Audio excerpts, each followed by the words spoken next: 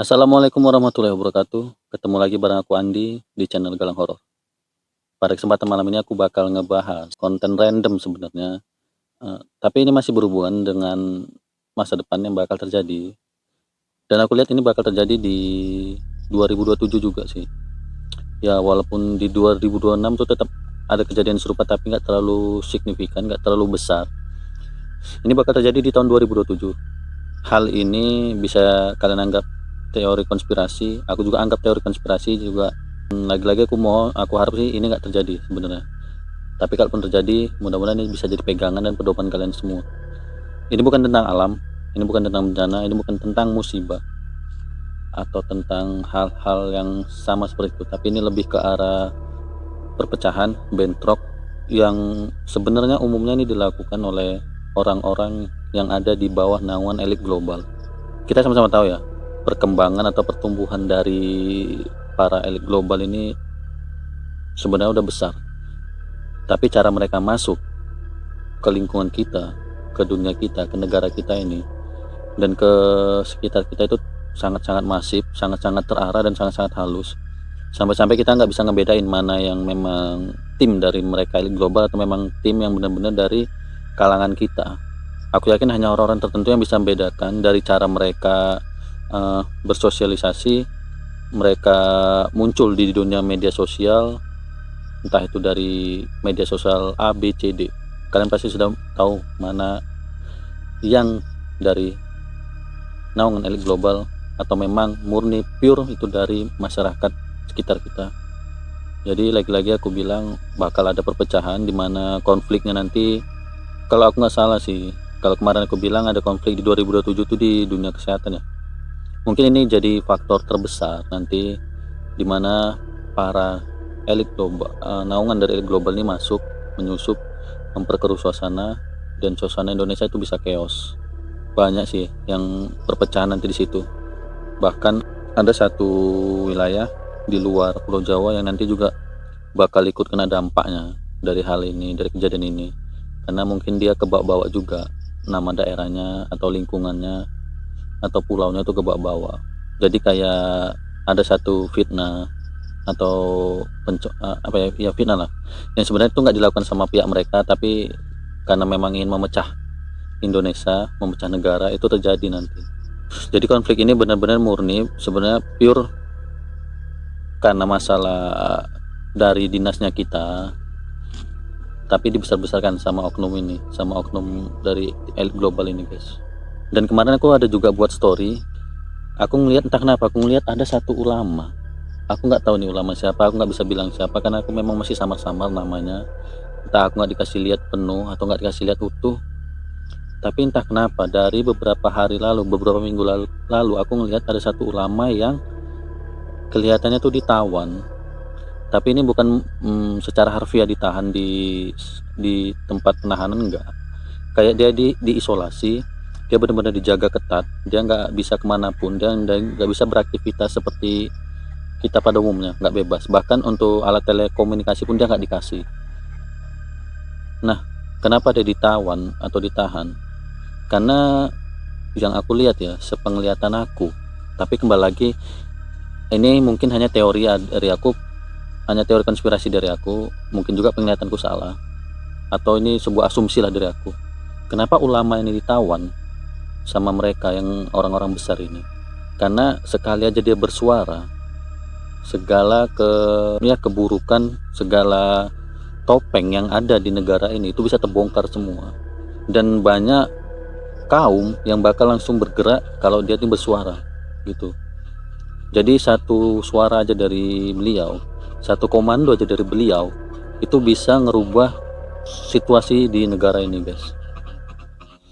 Karena memang aku lihat dia benar-benar ulama yang berjalan di jalannya Allah, yang nggak mengharap, maaf cakapnya, dia nggak mengharap pemberian kita, nggak berharap pemberian dari sekitarnya atau itu bayaran segala macam, itu enggak. Dia murni pure karena Allah dan memang benar-benar hatinya tulus untuk agamanya sendiri dan untuk agama Islam, terutama untuk orang-orang sekitarnya.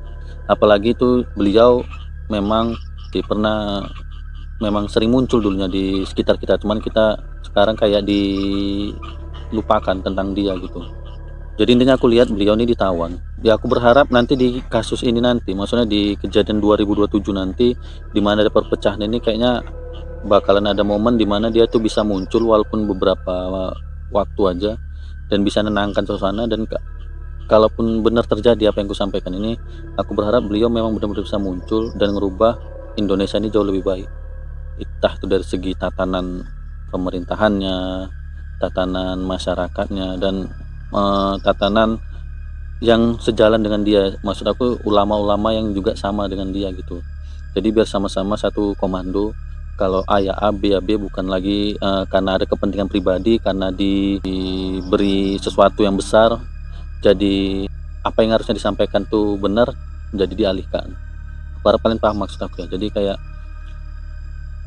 benar-benar ulama ini keturunan juga dari Nabi kita, dari Rasulullah SAW. Memang kayaknya aku lihat ada terah keturunan itu ada ke beliau. Dan entah kenapa aku ngelihat wajahnya tuh, sebenarnya aku ngelihat wajahnya tuh samar, tapi entah kenapa aku ngerasa syahdu kali aku ngelihat wajah beliau.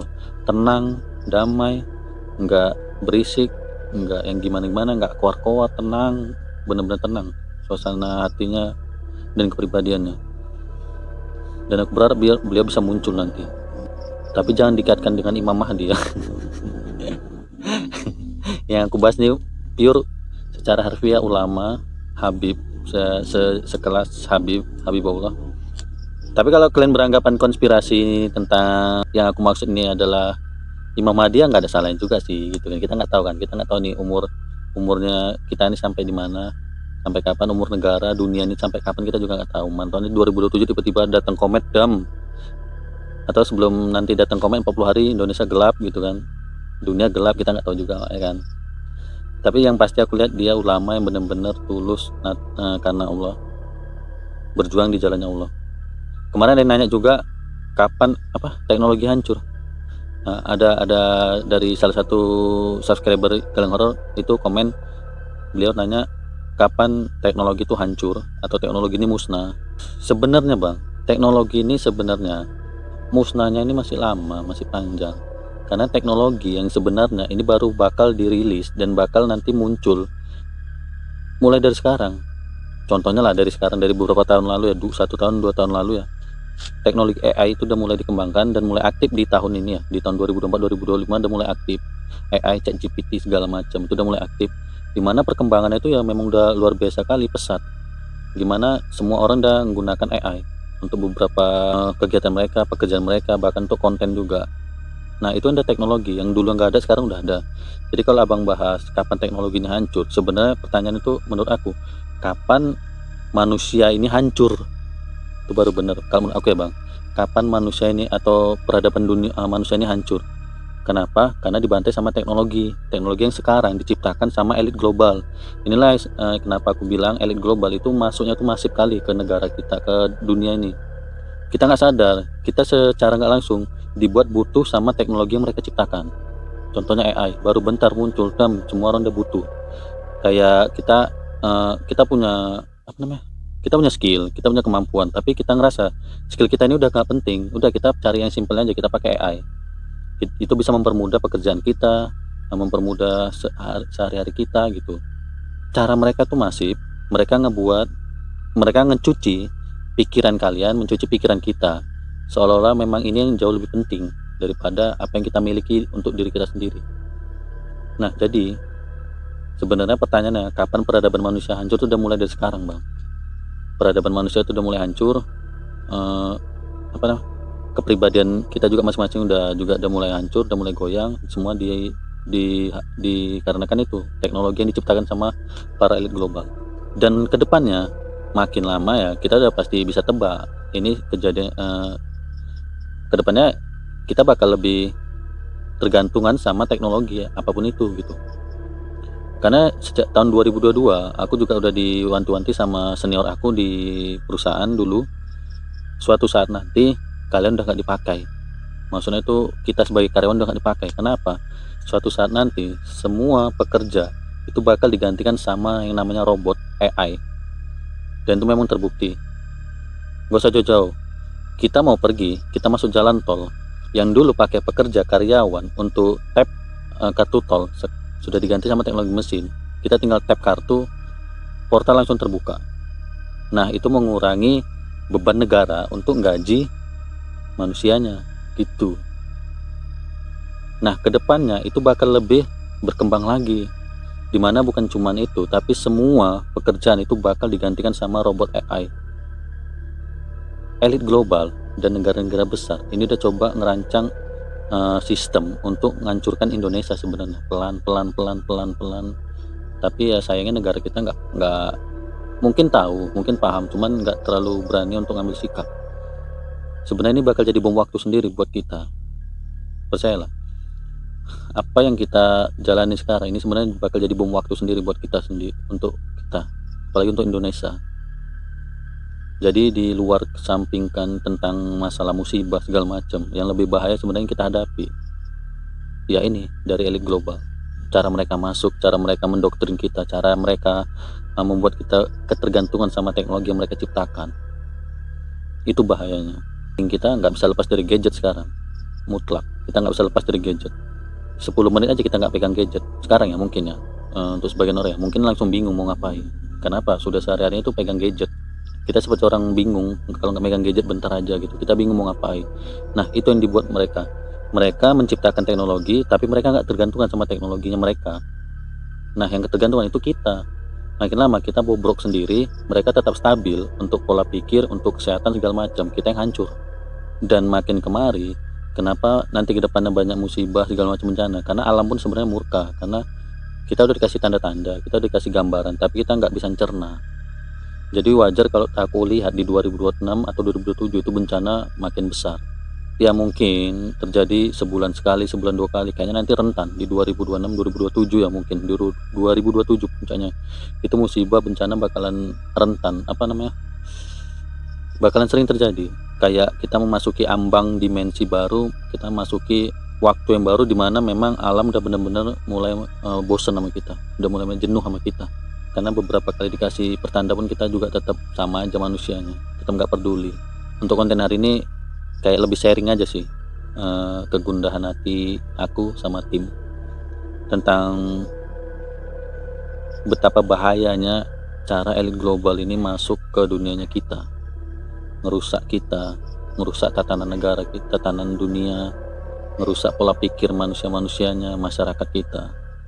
Tapi nggak tahu gimana cara keluar atau bisa bebas dari mereka, itu udah mustahil sih dari sekarang, karena ada banyak petinggi-petinggi kita mungkin terikat sama mereka. Nah, makanya aku ngelihat sosok ulama tadi ini, atau ulama yang ditawan ini kayaknya memang penyelamat. Beliau lah penyelamatnya sebenarnya, tapi beliau ini di isolasi. Kalian boleh nebak lah, maksudnya kalian boleh berasumsi, boleh berpikir secara liar. Maksudnya yang kumaksud ini benar-benar ulama secara harfiah, atau orang penting yang benar-benar penting yang ditawan, atau memang seseorang yang benar-benar punya rahasia besar tentang negara kita dan negara luar. Kalian boleh komen di kolom komentar. Mungkin itu aja yang bisa aku sampaikan untuk konten hari ini. Saksikan terus channel Galang Horor, bantu like, subscribe, dan komen yang positif. Aku ucapin terima kasih. Aku Andi. Assalamualaikum warahmatullahi wabarakatuh.